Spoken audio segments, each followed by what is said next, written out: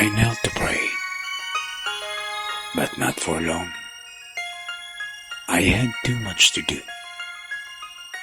Must hurry off and get to work, for bills would soon be due.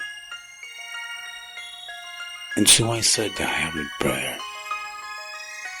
jump up from off my knees.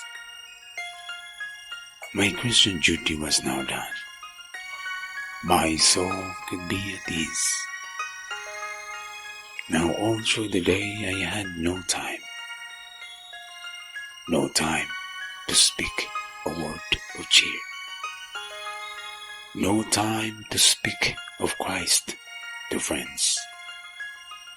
They'd laugh at me, I feared. No time, too much to do. And that was my constant cry. No time to give those in need. At last, it was time to die. And so when before the Lord I came, I stood with the downcast eyes. In his hand, he held the book.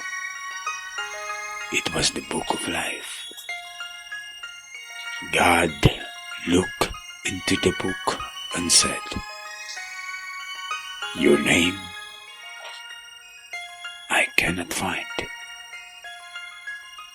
I was once going to write it down, but never found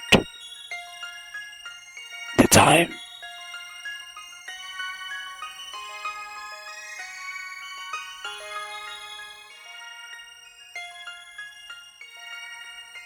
Lumuhod ako para maglasal, pero hindi ang tagal. Maraming gawain. Kailangang magmadali at bumalik sa trabaho. Maraming babayarin ang malapit ng dumating.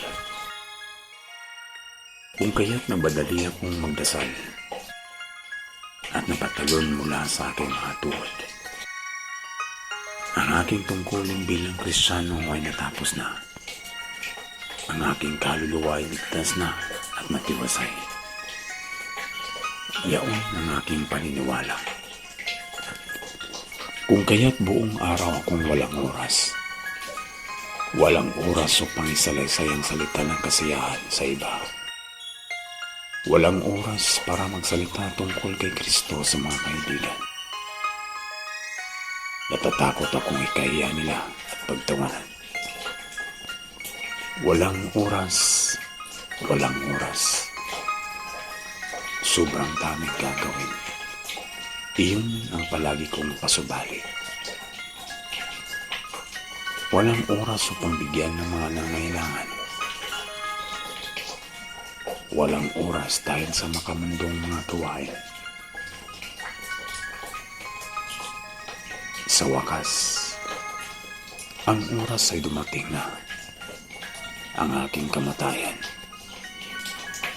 Kung kaya't ang aking kaluluwa ay umayo sa labas ng kaharian ng Diyos.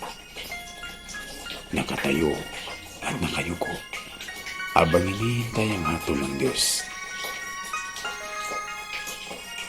Naaninag ko ang presensya ng Panginoon na may dalang aklat sa kanyang mga kamay. Ang aklat ng buhay.